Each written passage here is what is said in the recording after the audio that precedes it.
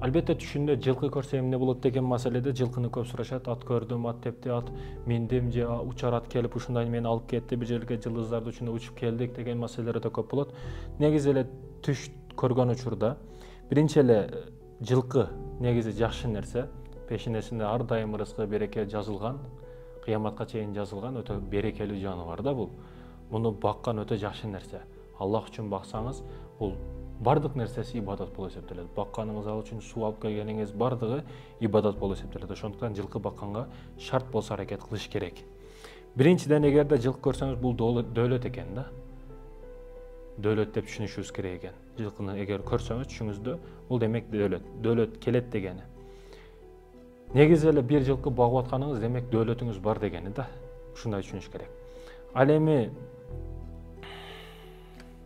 эгерде түшүңүздө жылкыны көрсөңүз, бирок эгер сиз жылаңач жылкы атты көрө турган болсоңуз, демек дөөлөтүңүздө бир канча кемчилик болушу мүмкүн дегенди билдирет экен.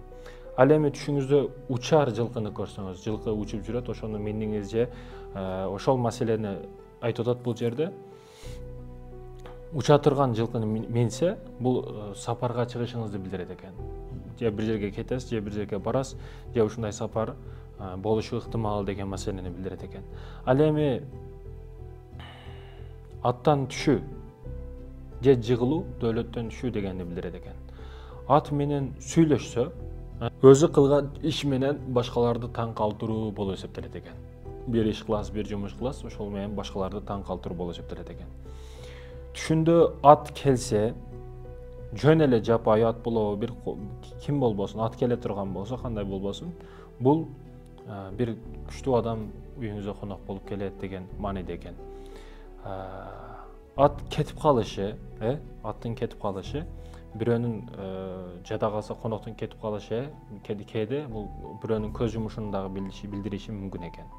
Ат тепсе, көңүлсүз иш болорун айгинелеп турат дегени билдирет экен. Урматтуу мекендешим, бирок түшкө карап туруп бир тыянак чыгарылбайт.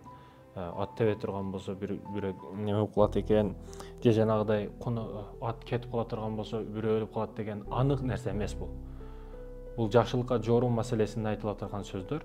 Негизи эле айттым сөздүн башында, ат жакшы жаныбар, берекелүү жаныбар, ат бакса жакшы, атка кызыктыруу максатында. Бирок бул жердеги айтыла турган нерселер анык эмес.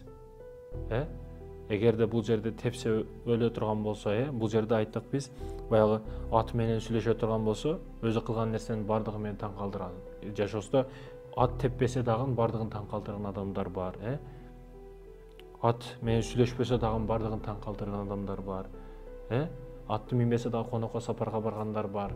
Болгон урматтуу мекендешим, бул жерде жоруу максатында, жакшылыкка жоруу максатында айтылган маселе. Түш не болсо дагы жакшылыкка жоруу беришибиз керек, жамандыктан алыс болуп.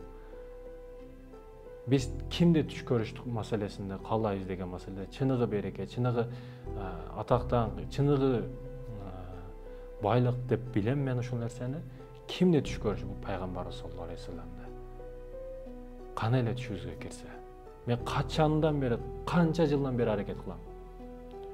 Пайгамбарыбыз саллаллаху алейхи вассалам түшүбүзгө кирсе кана